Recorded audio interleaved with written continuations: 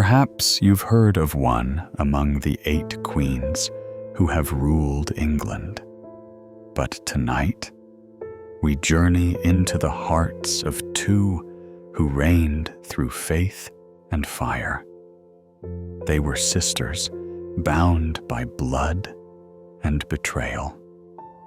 Mary, the daughter of devotion, who sought to save England's soul in the blaze of her belief.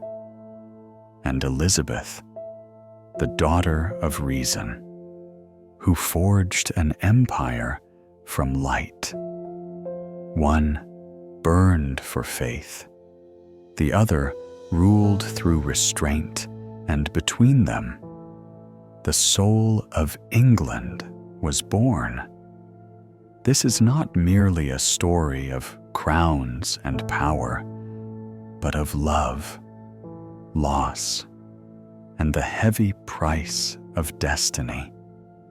So close your eyes, breathe slowly, and let the past unfold before you as we enter the sleep story. Tudor Queens, Mary I and Elizabeth Verschoort. Documentary.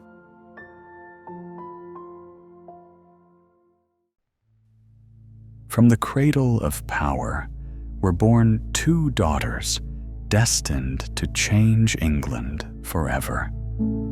Their crowns would gleam under the same sun. Their blood would run from the same king. Yet their faiths, their fates, and their legacies would divide a kingdom for generations. In the heart of the 16th century, amid the fire of reform and the shadow of devotion, England became the stage for 2 women who would shape its soul. One ruled through fire and conviction, the other through light and reason. Both were daughters of Henry VIII. The Tudor dynasty had begun only a generation before, when Henry's father, the shrewd and cautious Henry VII, seized the crown after the bloody Wars of the Roses. When young Henry ascended the throne in 1509, he embodied vigor, charm, and promise a Renaissance prince in every sense. But behind the splendor of his reign burned a single obsession, the desperate need for a son. A male heir meant stability, legitimacy, the continuity of Tudor power. A daughter, in his mind, meant risk, weakness, and the shadow of another civil war. Mary was his first surviving child, born in 1516 to Queen Catherine of Aragon, the proud daughter of Spain's Catholic monarchs, Ferdinand and Isabella. As historian Eamon Duffy once noted, Catherine represented the old faith and the old world, a Europe bound together under Rome. Mary inherited her mother's dark eyes and deep piety, the Spanish steel in her soul that would one day harden into fire. To her father, she was a symbol of alliance and grace, but never enough to secure his restless crown. Then came Elizabeth, 17 years later, born in 1533 to Anne Boleyn, the brilliant, bold, and controversial woman who embodied a New England. Her birth was not celebrated with church bells, but with anxious silence. Her mother, once the king's passion, became his undoing, her ambition entwined with the rise of the Protestant Reformation. Elizabeth inherited Anne's wit and defiance, and from her father, a heart that understood power could be both a blessing and a curse. In the world of Tudor men, women were meant to obey, not to rule. The very idea of a queen regnant was unsettling, even dangerous, yet destiny has its own will. Through betrayal, death, and faith, these two women would rise from the ruins of their father's choices. One, shaped by exile and humiliation, would reclaim her crown with iron devotion to Rome. The other, born under scandal and stained by her mother's fall, would restore England's pride through intellect and restraint. As historian David Starkey once observed, Henry VIII produced not the son he sought, but two daughters who redefined monarchy itself. One would be called the Bloody Queen, the other the Virgin Queen. Yet both carried the same wound, the love and betrayal of their father. And through that wound, England was reborn.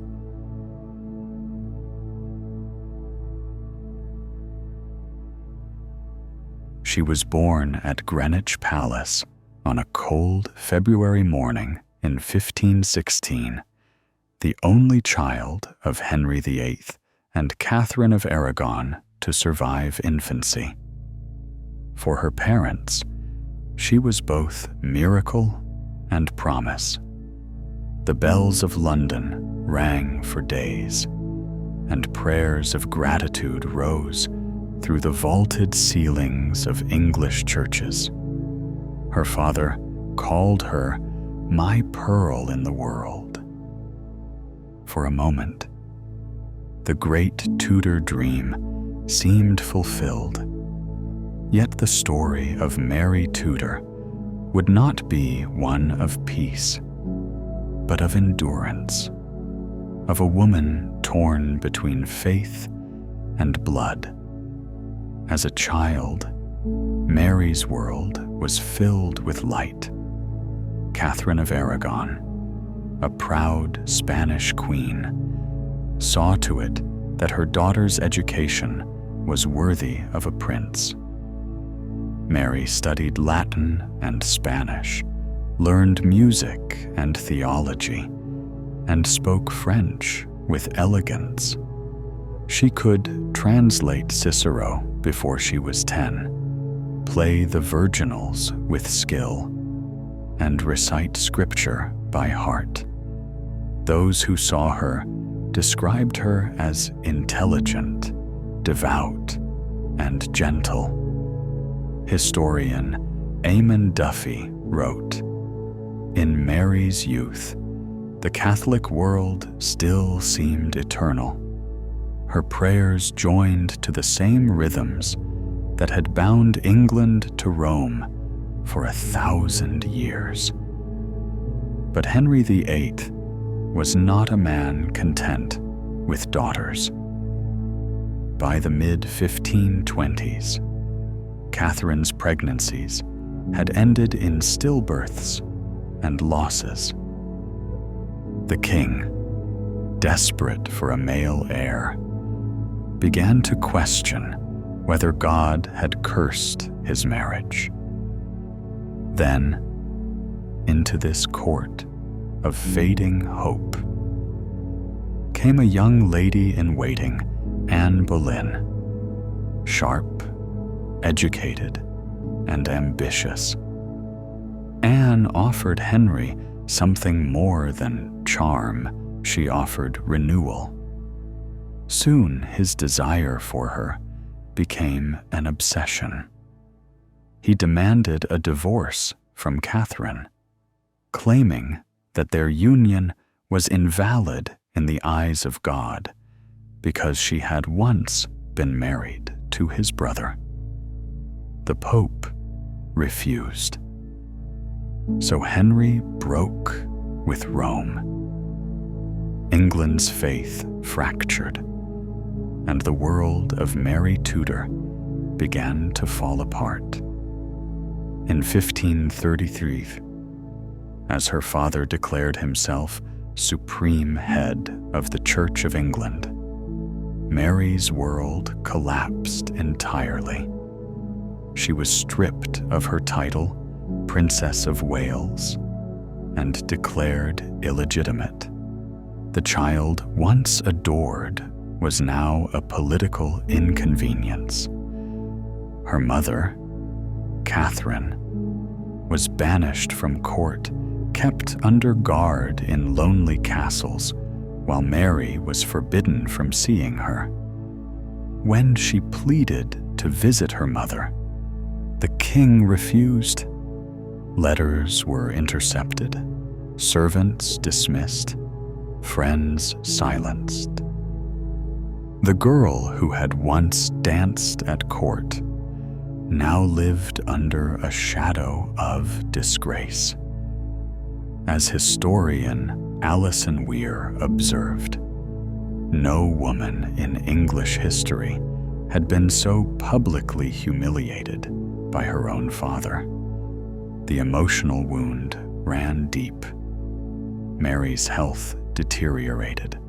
Her periods stopped. She suffered crippling headaches, and her spirit dimmed.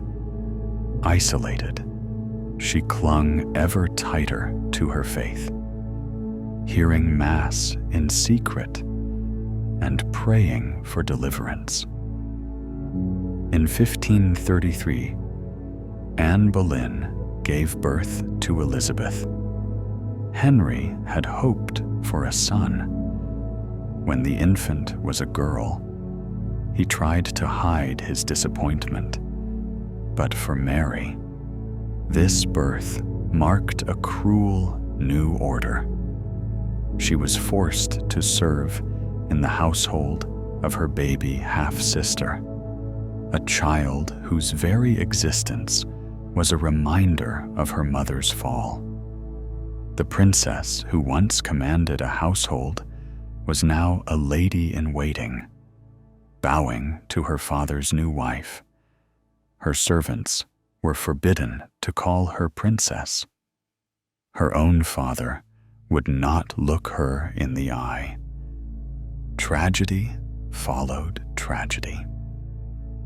In January 1536, Catherine of Aragon died, likely of cancer. Her final words, a prayer for Henry's soul. Mary was not allowed to attend the funeral. Just months later, Anne Boleyn herself was executed on charges of adultery and treason, perhaps fabricated, perhaps true, but deadly all the same. 2 women, 2 queens, both dead at the hand of the same man. For Mary, the deaths of her mother and stepmother felt like the closing of a cursed chapter in England's story. She had lost not only her crown, but her childhood, wrote historian David Lodies, under Henry's 3rd wife, Jane Seymour. Mary's fortunes briefly improved. Jane, a kind and cautious woman, encouraged reconciliation between father and daughter. Henry allowed Mary to return to court, on one condition: that she recognize his supremacy over the church. Reluctantly, she agreed, murmuring words that haunted her conscience. "I submit to the king's majesty in all things." In truth, her heart remained loyal to Rome. For a few short years, peace lingered. Mary lived quietly on her estates, exchanging letters with her cousin, Emperor Charles V of Spain, and maintaining her devotions. But when Henry died in 1547, leaving the crown to his young son, Edward VI, the storm returned. Edward was just 9 years old, a boy surrounded by Protestant advisors eager to reshape England. The Latin Mass was banned, monasteries dismantled, and images of saints destroyed. Mary, now in her 30s, stood as the last royal voice of Catholic England. At Christmas in 1550, a telling scene unfolded. The royal family gathered for worship, but Edward refused to allow Mass in Latin. When Mary knelt and prayed in her old way, her brother rebuked her publicly. "You disobey the law of the realm," he declared. She replied, her voice steady, "I obey the law of God." Their conflict was not merely familial, it was theological, generational, and political. The Reformation had divided the Tudors themselves. By 1553, Edward's health was failing, plagued by tuberculosis. He and his council sought to ensure that the throne would remain Protestant. In secret, they named Lady Jane Grey, his cousin, and a devout Protestant, as heir, bypassing both Mary and Elizabeth. When Edward died that July, the plan was set in motion. Jane, a 16-year-old girl, was proclaimed queen. But Mary had been preparing. From her estates in East Anglia, she gathered loyal nobles, rallied soldiers, and called upon the people's devotion. The countryside rose in her name. Farmers, merchants, and priests marched under her banner, the banner of the rightful heir and the old faith. As her forces grew, the tide turned swiftly. Within 9 days, the council in London abandoned Jane and proclaimed Mary Queen of England. Bells rang again through the same churches that had celebrated her birth. Crowds cheered as she rode into the capital in triumph. Against all odds, wrote historian Linda Porter, the daughter once cast aside by her father became England's first crowned queen. She had defied exile, humiliation, and her father's rejection. Yet beneath her victory lay a deeper burden, a conviction that her crown was not only a right of blood, but a mission of faith. For Mary Tudor, England was a soul to be saved. And that belief, as history would soon reveal, would consume her.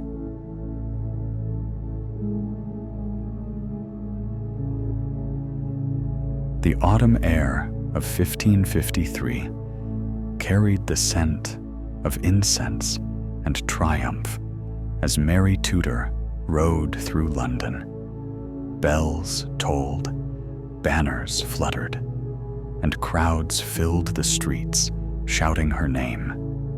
For the first time in English history, a woman, an anointed queen, held the scepter of sovereign power. Her coronation on October 1st at Westminster Abbey was a vision of splendor drawn from the old world. The Latin Mass resounded through the vaulted nave. Candles flickered beneath the cross, and the crown of St. Edward was placed upon her head by Bishop Stephen Gardiner. It was not only the crowning of a queen, it was the rebirth of a faith. Historian David Lodies once wrote, "Her reign began in triumph and ended in flames." From the start, Mary saw her rule not as political restoration, but as divine duty. England had strayed. She believed, led astray by her father's vanity and her brother's reformers.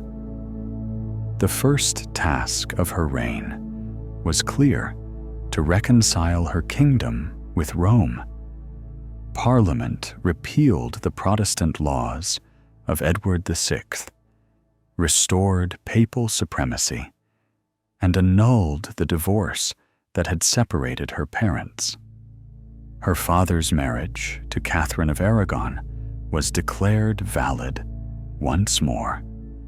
"God has judged me," she said, "and set me in my mother's place to right her wrong."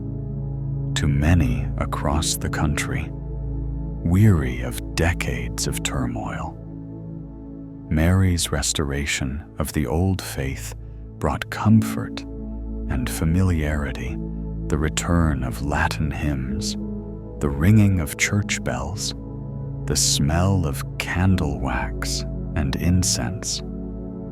But others saw it as a step backward into darkness. Protestant exiles fled to Geneva and Zurich, while those who stayed held their breath. England had become a house divided again. Faith against faith, sister against sister. And as if to deepen that division, Mary announced her intention to marry Prince Philip of Spain, the son of Emperor Charles V. For her, the match was both personal and strategic. Philip was her cousin, a devout Catholic, and the most powerful monarch in Europe. But for her people, he was a foreigner and a Spaniard. Fear spread that England would become a puppet of the Spanish crown. In January 1554, rebellion ignited, led by Sir Thomas Wyatt.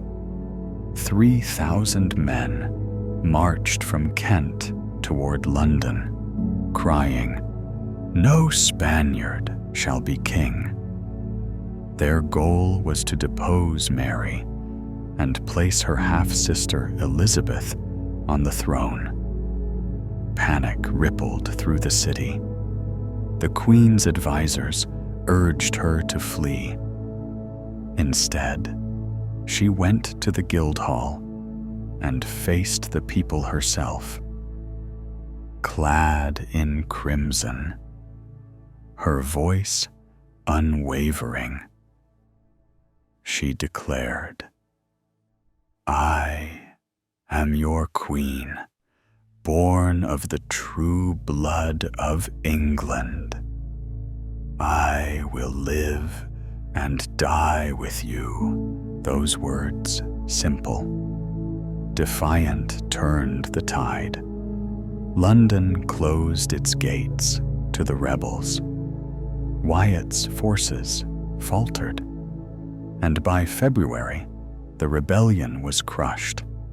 Wyatt was executed, and his head placed on a pike. But suspicion lingered. Elizabeth, though innocent, was accused of sympathy for the rebels. She was arrested and taken to the Tower of London, the same fortress where her mother, Anne Boleyn, had died. The rain fell as she entered the gates, writing later, "Here lands the Queen's sister, the prisoner, two sisters, two fates, one ruling from the throne, one waiting in the shadows. Mary spared her, though reluctantly, sending her instead to confinement at Woodstock. The bond between them would never heal."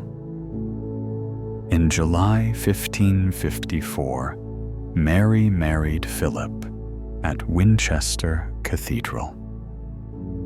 The ceremony was solemn, almost austere. He was tall, handsome, 11 years her junior, yet distant. He had obeyed his father's command to wed her, but his heart remained in Spain. Still, Mary believed herself blessed. She adored her husband, signing her letters, "Your loving wife and queen." Within months, rumors spread that she was pregnant. Her body swelled, her appetite changed, and she felt the stirrings of life within her. London rejoiced. Bells rang again. Sermons thanked God for the heir who would unite England and Christendom. But the months passed, and no child came. Physicians whispered, courtiers avoided her gaze. By summer 1550, her belly began to recede. It was a phantom pregnancy, born of hope and despair. When she emerged from confinement, her face pale, her spirit was broken. Philip, disappointed and restless, left England for the continent, promising to return. He did not. Alone in her palace, Mary turned and more to the only companion she trusted, her faith. She began to see her failure as punishment for her leniency toward heretics. "God's wrath is upon us," she said, "for our tolerance of false religion." Thus began the darkest chapter of her reign. In February 1555, Parliament revived the ancient heresy laws, and the fires of Smithfield were lit. The first martyrs were bishops' men who had once served her father and brother, burned for denying transubstantiation. Then came ministers, artisans, mothers, and tradesmen. Over the next 3 years, nearly 300 souls perished in the flames. The chronicler John Fox later called it the reign of fire and tears. Historian Telford Taylor once wrote, "She believed she was saving souls while burning bodies." To Mary, the burnings were not cruelty, but purification, a dreadful mercy. She saw herself as the shepherd returning lost sheep to God, even through pain. "I would rather deliver my kingdom to the flames," she declared, "than betray one soul to heresy." The smell of smoke clung to London's skies.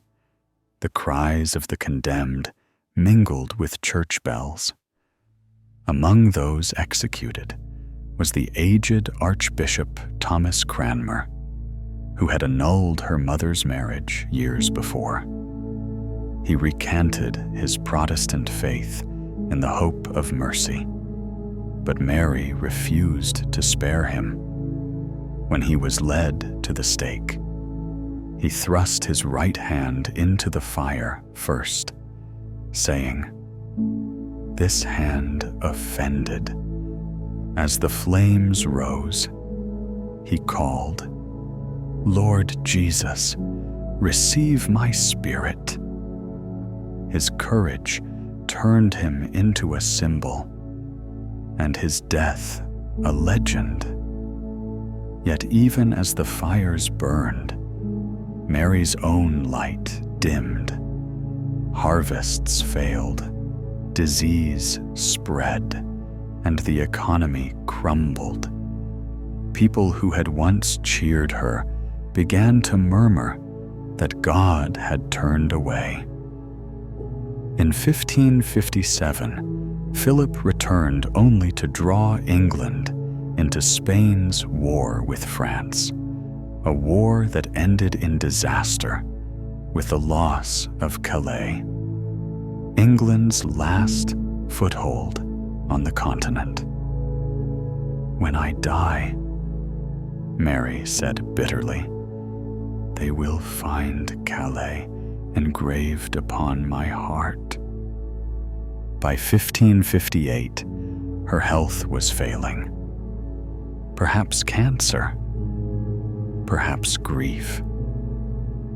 The phantom pregnancy returned, but again, there was no child. Alone in her chamber, she prayed beside a crucifix and a portrait of Philip.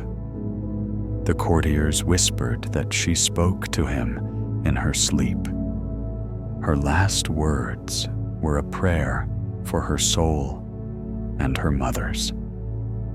On November 17th, 1558, Mary Tudor, Queen of England, breathed her last.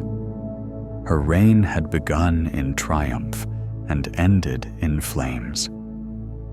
Yet the woman remembered as Bloody Mary was not born cruel.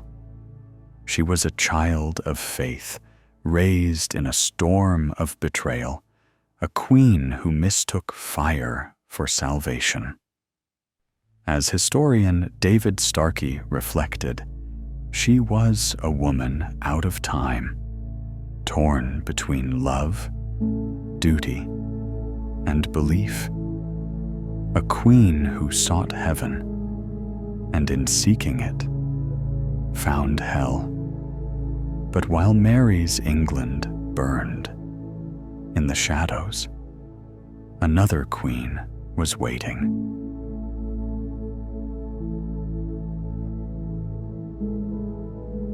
When Queen Mary breathed her last in November 1558, the candlelight of her chamber flickered against the dark velvet of her mourning drapes. She died alone, without husband, without child, and without the heir she had once dreamed would restore England's soul. The loss of Calais, her kingdom's final outpost in France, weighed upon her to the end. "When I am dead," she had murmured, "they shall find Calais written on my heart." Her death marked the end of a faith-driven age and the beginning of another born not of fire, but of light. The sisters, so different in life, were laid together in death. Beneath the stones of Westminster Abbey, they would lie side by side for eternity. The Latin inscription over their tomb reads, "Consorts in realm and tomb. We sisters, Elizabeth and Mary, here lie down to sleep, in hope of the resurrection. Two queens, one Catholic and one Protestant, forever bound by blood and history." And then, from the silence of that winter morning, London stirred. Bells that had tolled for Mary's passing now rang for her successor. Crowds filled the streets as news spread the young Elizabeth, daughter of Anne Boleyn and Henry VIII, was now Queen of England. The people cheered her name with a joy unrestrained. For them, she was the promise of renewal, a phoenix rising from the ashes of persecution and fear. Chroniclers recorded that as Elizabeth entered the city, the air itself seemed to smile. At 25 years old, she was cautious but resolute. She knew the weight of the crown she had inherited and the dangers that surrounded it. Her legitimacy, once denied, was now beyond dispute. Yet suspicion still lingered. Foreign ambassadors whispered that a woman could not rule alone. The Vatican called her a bastard usurper. Spain doubted her piety. But Elizabeth understood that power, like faith, could be reshaped through patience and image. Her coronation on January 15th, 1559, was a masterstroke of balance. At Westminster Abbey, she walked beneath golden canopies and tapestries embroidered with Tudor roses and phoenixes, symbols of rebirth. The service was conducted largely in Latin to reassure her Catholic subjects. But when the priest raised the host in the old rite, Elizabeth quietly turned away. She knelt, not in rejection, but in restraint, a gesture that said everything without a single word. As historian David Starkey observed, Elizabeth's genius lay in ambiguity. She knew the power of silence. Outside the Abbey, London erupted in celebration. Wine flowed in the fountains. Music echoed through the streets, and the people hailed her as Gloriana. For a nation weary of division, she represented something rare hope. Yet Elizabeth knew that hope alone could not bind a kingdom fractured by decades of religious strife. Her first parliament convened that spring, and from it emerged what would become the foundation of her reign, the Elizabethan religious settlement.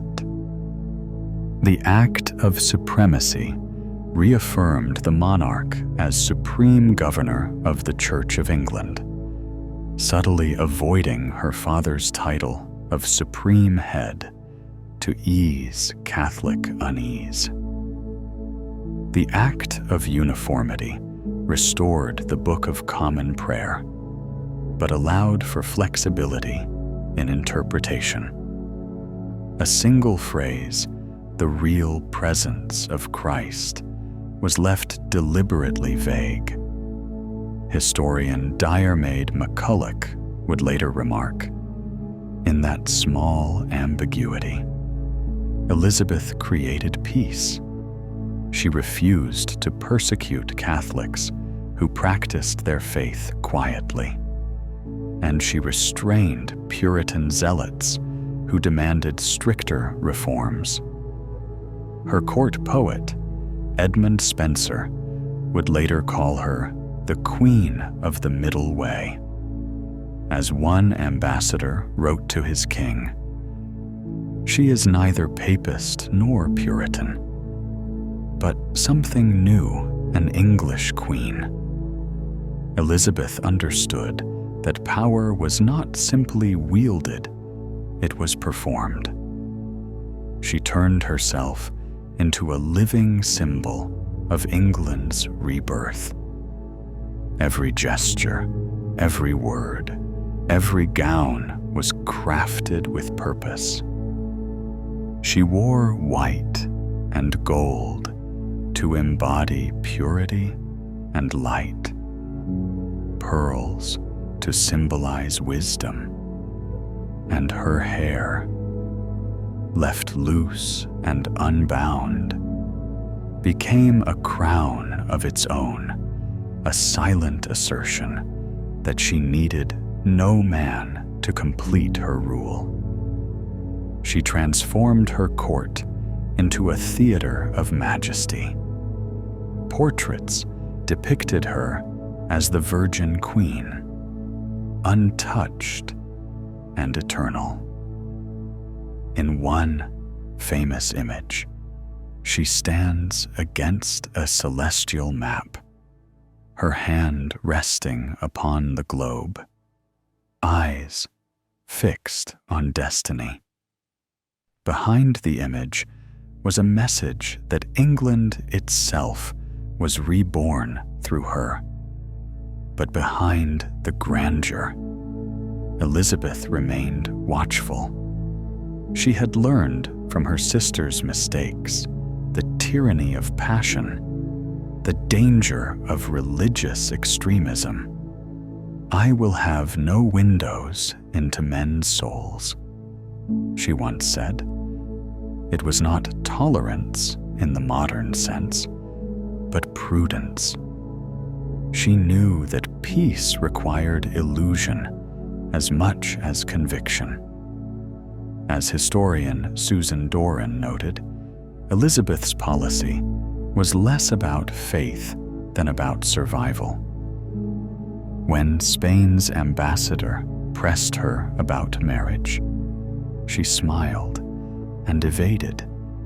When her advisors begged her to name an heir, she said softly, "The realm is my husband, and England my heir." Those words would become legend. The early years of her reign shone with promise. Trade expanded, art flourished, and the court became a beacon of refinement and learning. She surrounded herself with men of intellect and loyalty. William Cecil, her chief counselor, Francis Walsingham, her spy master, and Robert Dudley, her beloved childhood friend, whose presence stirred rumors, but also steadied her heart. The Reformation that had begun in blood now settled into balance. Latin hymns faded into English psalms. The Bible was read aloud in common tongue. The people began to see themselves not as Catholics or Protestants, but as English. The flames of Smithfield were extinguished, and in their place rose the calm light of reason. As Elizabeth rode through the streets of London on her royal progresses, the crowds knelt before her, calling blessings as they once had to her father. Yet, unlike Henry's displays of brute power, Elizabeth's command was quieter, more deliberate. She ruled through persuasion rather than fear, through image rather than decree. In her hands, monarchy became something both ancient and new, a fusion of pageant and politics, myth and mastery. Thus began the age the world would remember as the Elizabethan era, an age of explorers and poets, of balance and glory, an age in which a woman, once branded a bastard, became the embodiment of a nation. From the ashes of Mary's England, Elizabeth's dawn had risen clear, radiant and enduring. The Virgin Queen had begun her reign, and with it, England's second birth.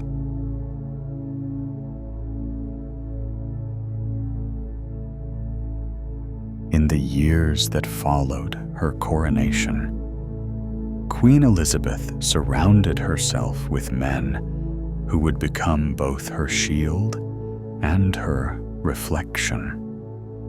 Brilliant minds and loyal servants of the crown. At the center of this inner circle stood three names that defined the Elizabethan age: William Cecil, her steadfast counselor; Francis Walsingham, her watchful spy master; and Robert Dudley, her beloved companion and the most dangerous man to her heart. William Cecil, later known as Lord Burghley, was the architect of her reign, a scholar of order and restraint. Cecil once said, "The Queen must rule as a gardener, pruning excess, but letting life flourish."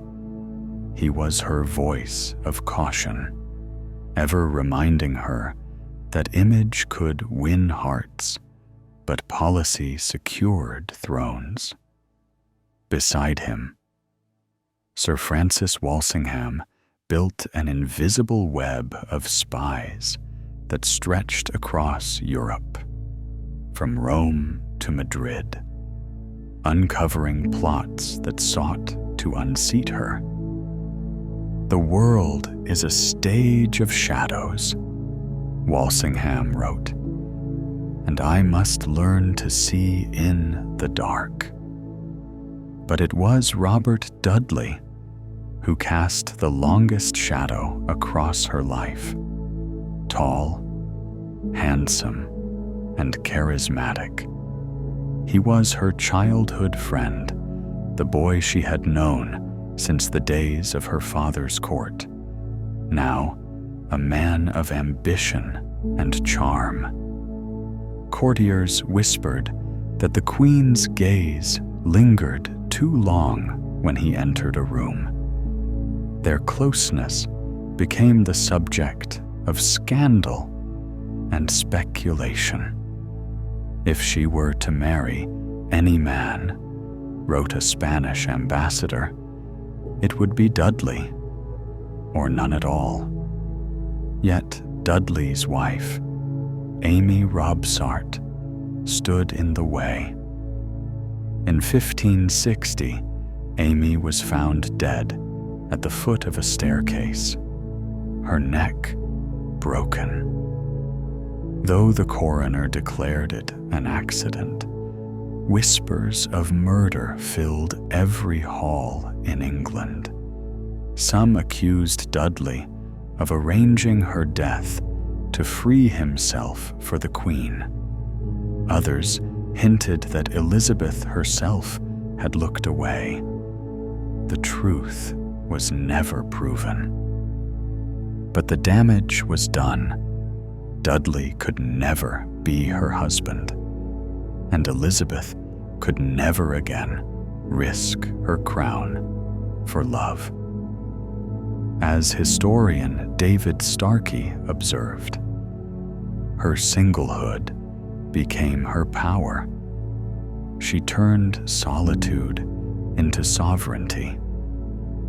When Parliament pressed her to marry, she smiled and said, "I am already bound unto a husband, the kingdom of England." That phrase, half declaration, half defiance, became the core of her legend. She would rule as both king and queen, heart and mind united in one body. Under her hand, England flourished. Trade expanded beyond the Atlantic, reaching Africa, the East Indies, and the Americas. The age of exploration dawned, driven by daring and greed, faith and ambition. Men like Sir Francis Drake and Sir Walter Raleigh carried her banner across uncharted seas. Drake circumnavigated the globe, returning with ships laden in Spanish gold. When he laid his treasure before her, Elizabeth touched it lightly and said, "You have brought back the riches of the world and the envy of kings." Raleigh established England's first colony in the New World, naming it Virginia, after his queen. Meanwhile, in the theaters of London, another empire was rising, an empire of words. A young playwright from Stratford-upon-Avon began to weave stories that reflected her reign comedies of wit, tragedies of ambition, histories of kings and fools. His name was William Shakespeare, the flowering of the arts music, poetry. Architecture transformed England from an isolated island into the cultural heart of Europe. Historian Simon Schama called it a golden moment when imagination became the truest expression of power. But even golden ages cast long shadows. Beyond her glittering court, storms gathered. Across the border in Scotland, Mary Stuart, Mary, Queen of Scots, claimed Elizabeth's crown as her own. Mary was Catholic, young, and captivating, and many English Catholics saw her as the rightful heir. After being forced to abdicate her Scottish throne, Mary fled to England seeking refuge. Elizabeth, cautious yet curious, placed her under comfortable arrest. For nearly 2 decades, Mary lived in confinement, writing letters in cipher, weaving herself into conspiracies, both real and imagined. As plots multiplied, Walsingham's spies intercepted them one by one: the Ridolfi plot, the Throckmorton plot, and finally, the Babington plot, which sealed Mary's fate. The letters revealed her consent to assassinate Elizabeth. The Queen hesitated for months, torn between mercy and necessity. "I cannot strike the anointed of God," she said softly. "Yet I must live." In 1587, Mary Stuart was executed at Fotheringhay Castle. Her last words, "In my end is my beginning." Elizabeth wept when she heard of it, knowing that the act would haunt her forever. A year later, the true test of her reign arrived. In 1588, King Philip II of Spain, her former brother-in-law, and the widower of Mary Tudor, sent the greatest fleet the world had ever seen to conquer England, the Spanish Armada. 130 ships, armed with thousands of soldiers and priests, sailed under the banner of the cross to restore Catholicism to the realm. England braced for invasion. In August, Elizabeth rode to Tilbury to address her assembled troops.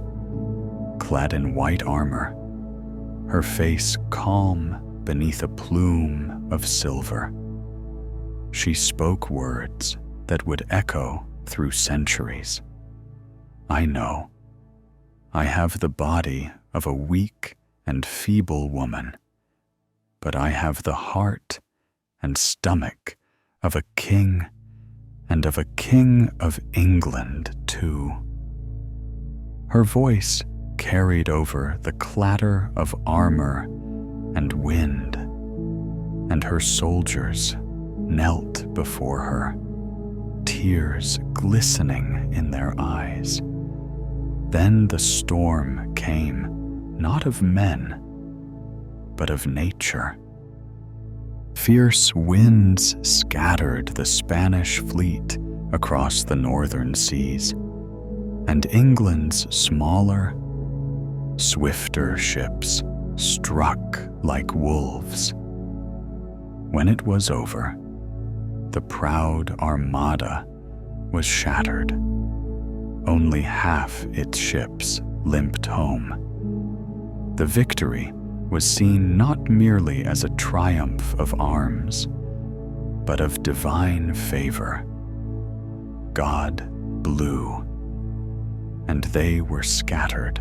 Read a medal minted in Elizabeth's honor. The people called her their savior, the Virgin Queen, protected by heaven. The defeat of the Armada marked the height of her glory. England, once a fractured realm, stood united under her rule. Its navy ruled the waves, its poets ruled the mind, and its queen ruled both with a grace that no sword could cut. In her court, Elizabeth had transformed fragility into strength, chastity into majesty, and solitude into the language of power.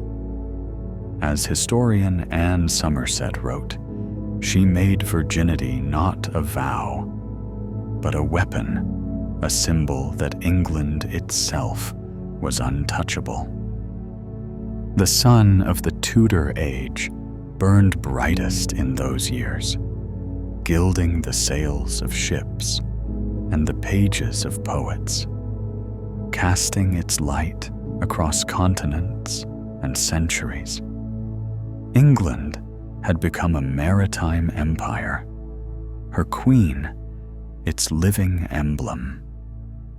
And as the drums of victory faded into silence, Elizabeth stood at the window of Whitehall Palace, watching the Thames glitter beneath the setting sun. The river carried the echoes of her reign ambition, courage, and destiny. She had become more than a ruler. She was an idea, the embodiment of a nation that had learned, at last, to find its strength not in conquest, but in endurance.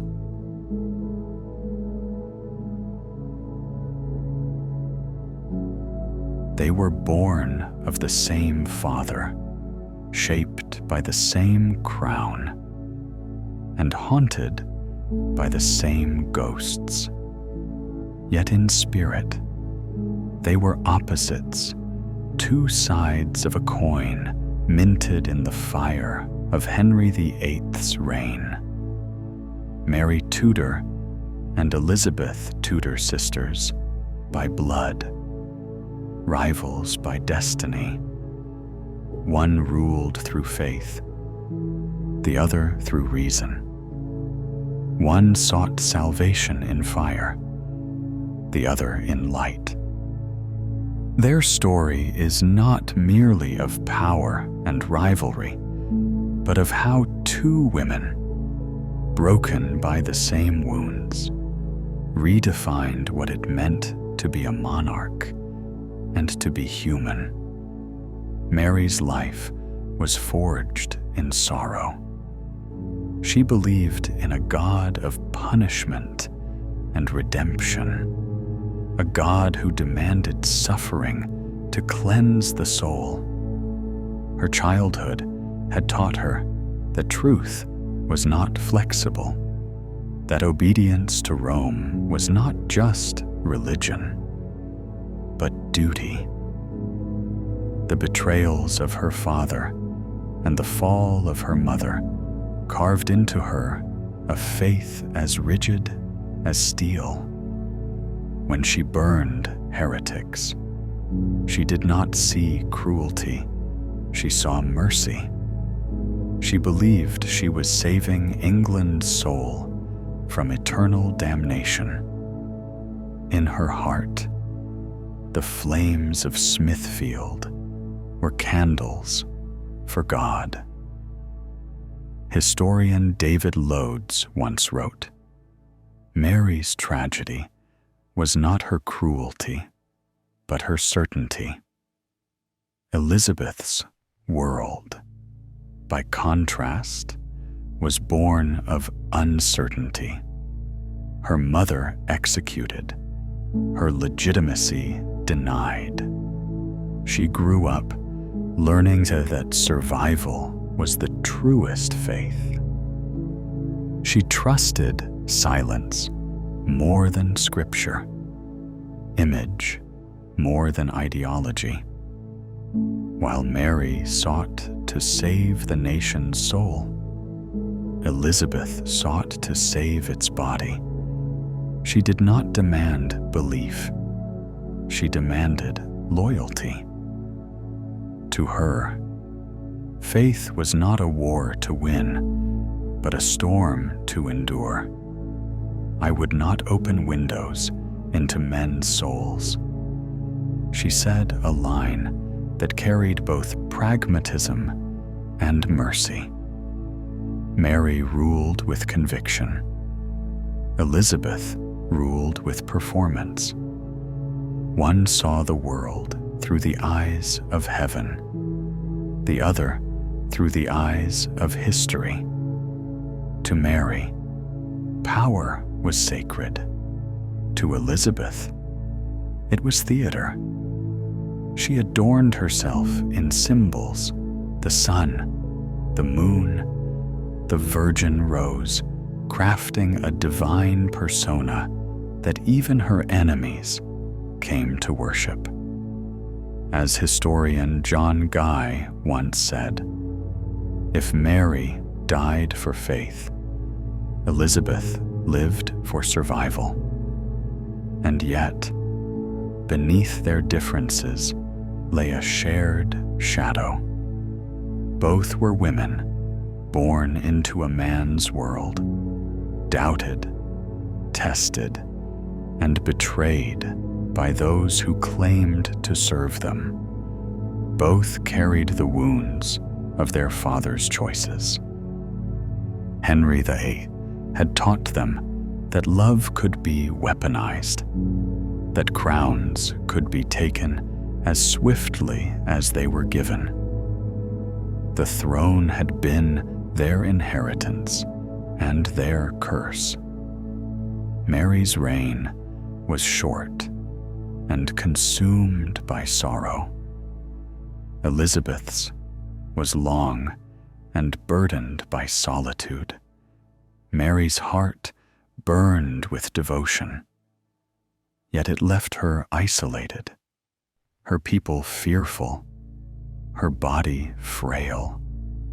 Elizabeth's heart, guarded behind wit and charm, never softened enough for love to claim her. Both wore crowns that glittered but weighed like stone. The world remembered them in names that reveal more about legend than truth. Mary became Bloody Mary, the Queen of Flames, a symbol of terror in Protestant memory.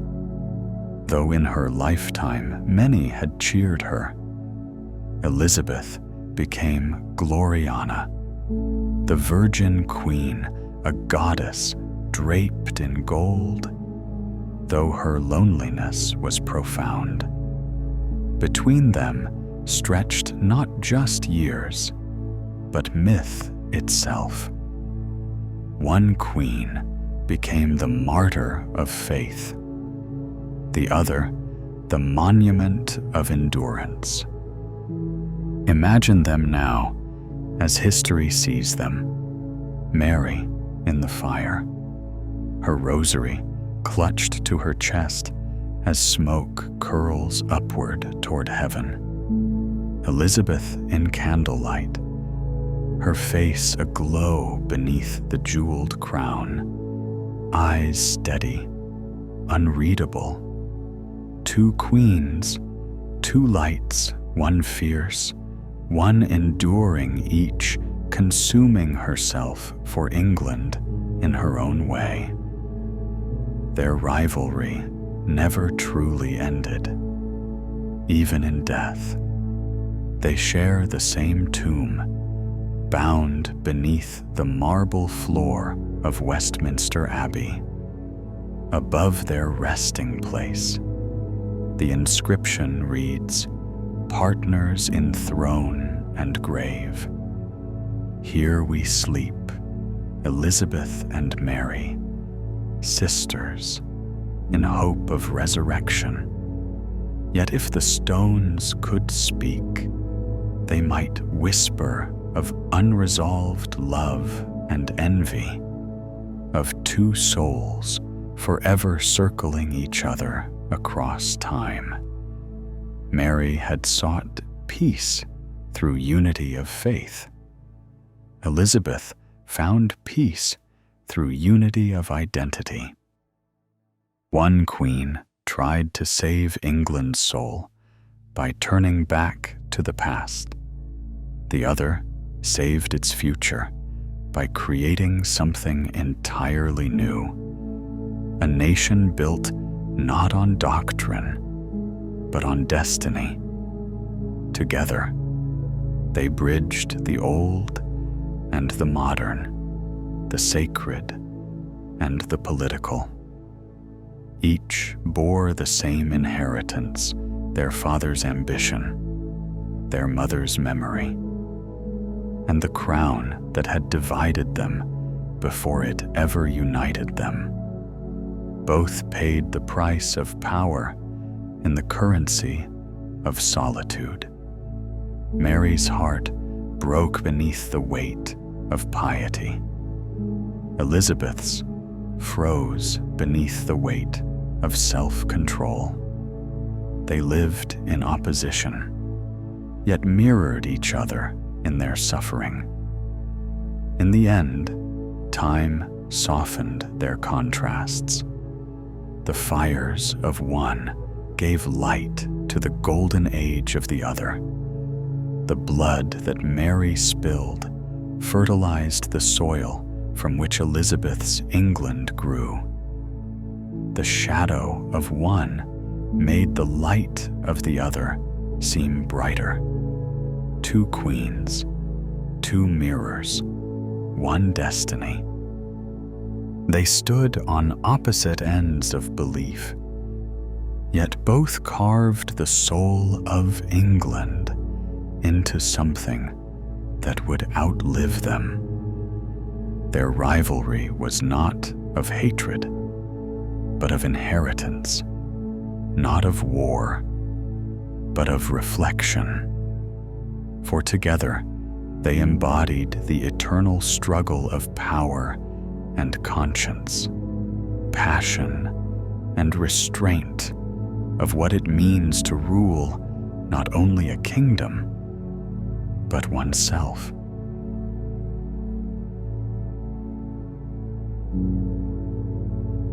The years had gathered softly upon Elizabeth's shoulders, like snow upon an ancient oak. By the dawn of the 17th century, she was no longer the radiant Gloriana who had danced in the light of victory, but a woman marked by time, by ghosts, and by solitude. Her reign had lasted 45 years, a lifetime in which England had risen from the turbulence of faith and famine into an age of art, discovery, and self-assurance. Yet the woman at its heart now found herself surrounded not by courtiers or poets, but by memories. The great halls of Whitehall and Richmond had grown quiet. The laughter that once filled them, the music, the flattery, the endless pageantry had faded. Elizabeth, wrapped in heavy robes of white satin, sat by the fire for hours, saying little. Her counselors would find her lost in thought, eyes fixed on the flames as though searching for faces within them. Sometimes, they said, she would whisper the names of those she had lost: her father, her mother, her sister Mary, and above all, Robert Dudley. Dudley had died years earlier, but his presence had never left her. Near the end of her life, she kept one of his last letters in a small box beside her bed, calling it my lord's last token. When she could not sleep, she would take it out and read it by candlelight, her trembling fingers tracing his signature.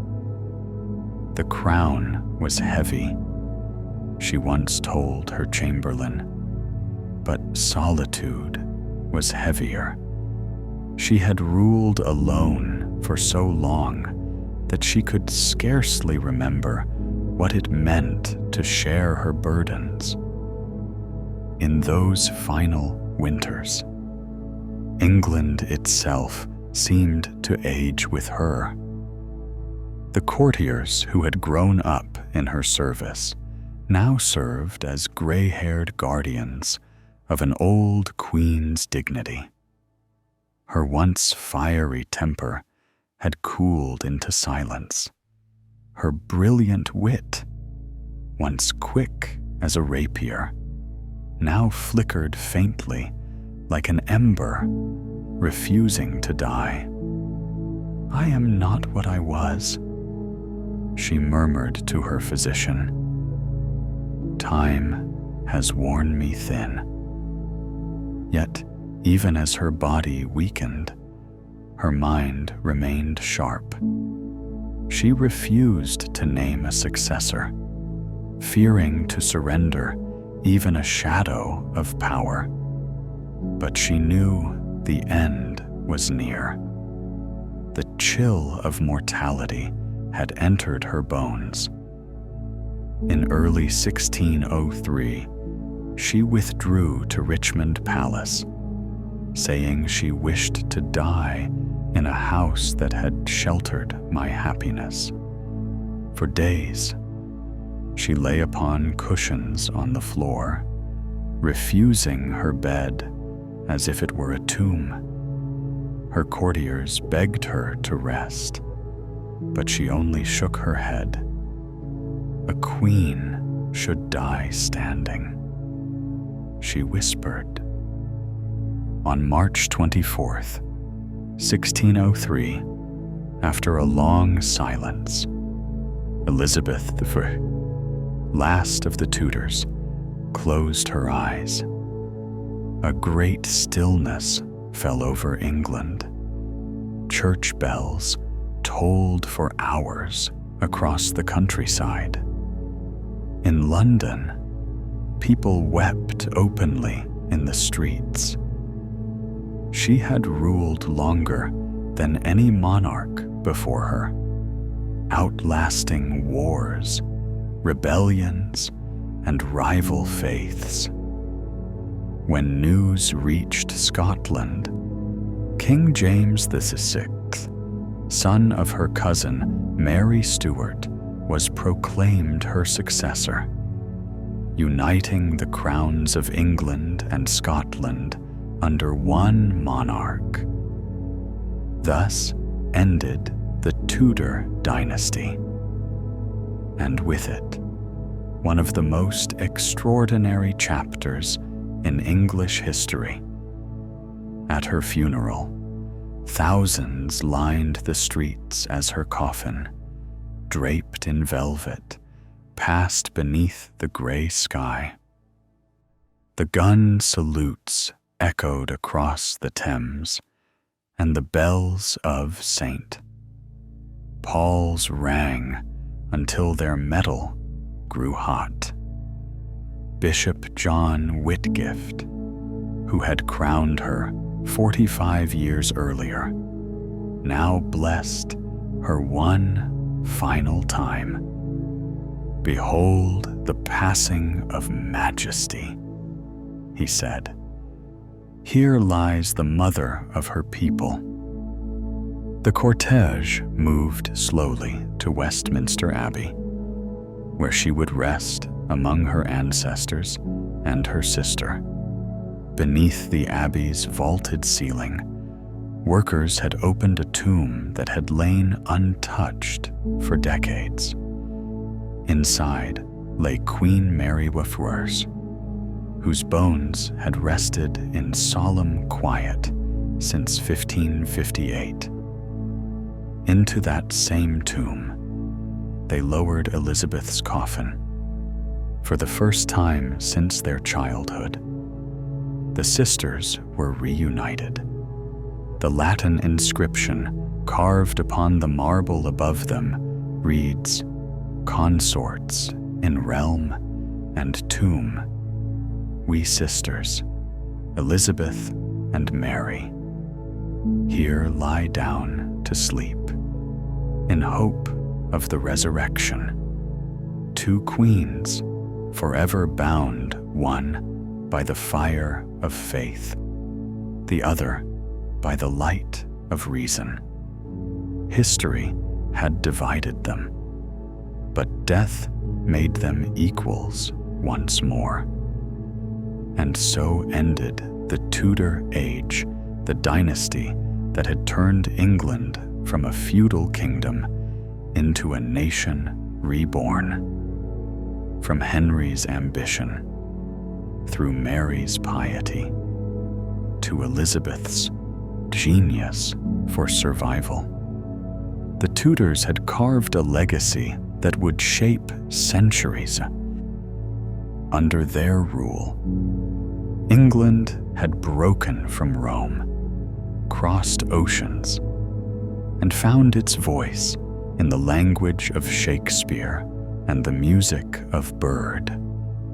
They had given the world both tragedy and triumph, and through their contradictions had defined what it meant to be English. As the centuries passed, historians would argue over which sister had been the truer queen.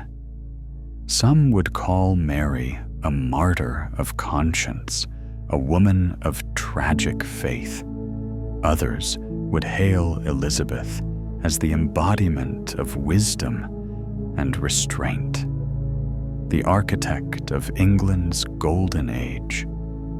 But perhaps both were right in their own ways. Mary's fire purified, Elizabeth's light endured, each in her own way forged the soul of a nation. As historian Antonia Fraser once said, Mary and Elizabeth were not opposites, but complements, the one who died for belief, and the one who lived for survival.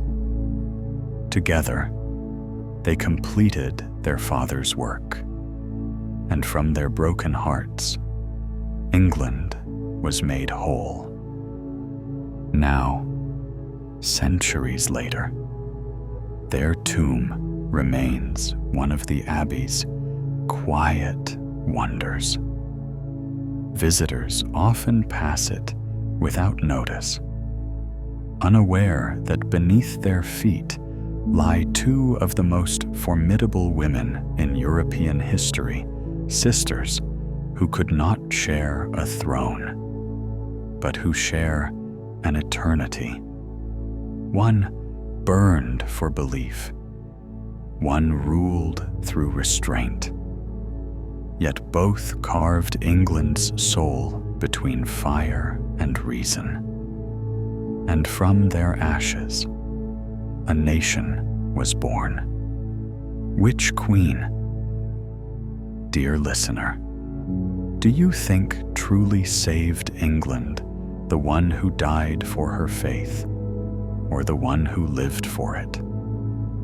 As the echoes of this story fade, we're left with two shadows standing across time, Mary and Elizabeth, sisters born of the same father, yet separated by belief, temperament, and history.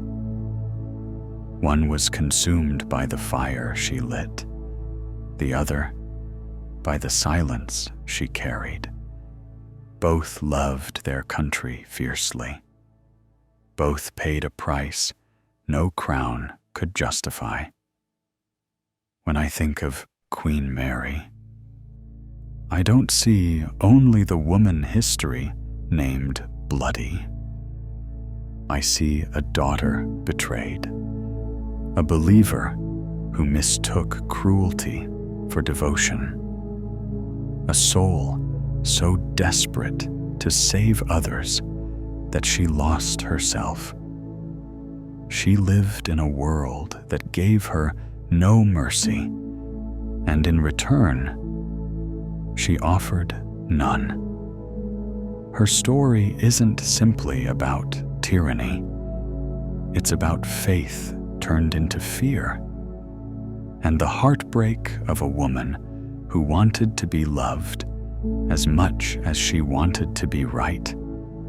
And Elizabeth, she was the light that followed that storm, clever, cautious, endlessly aware that her power was built upon illusion. She learned that survival sometimes means wearing a mask so long that it becomes your face. Her smile hid the loneliness of rule. Her wit masked the weight of memory. To me, she represents the triumph of reason over rage, but also the quiet tragedy of solitude. She turned virginity into power, but power left her untouched, unheld, unhealed. Between them lies the eternal balance of humanity, faith and reason, fire and restraint, heart and crown. Their lives remind us that history is never simple. Every hero is flawed. Every villain once believed they were saving the world. And maybe that's why their story still speaks to us. So what about you? Which queen do you feel closer to, the one who burned for belief, or the one who ruled through reason? Do you think England was saved by Mary's devotion, or by Elizabeth's restraint? I'd love to hear your thoughts in the comments below. If you've journeyed with me this far through the reigns of the Tudor Queens, thank you. History, after all, is not only about kings and wars. It's about choices, emotions, and the fragile line between duty and desire. Let me know what story you'd like to hear next. Should we explore the lost princes of the Tower, or the rise of Catherine the Great? If you enjoyed this sleep story, don't forget to leave a like. Share it with a friend who loves history, and subscribe for more nights where the past whispers softly before sleep. Because here, in this quiet corner of time, history never truly ends. It only waits for someone to listen again.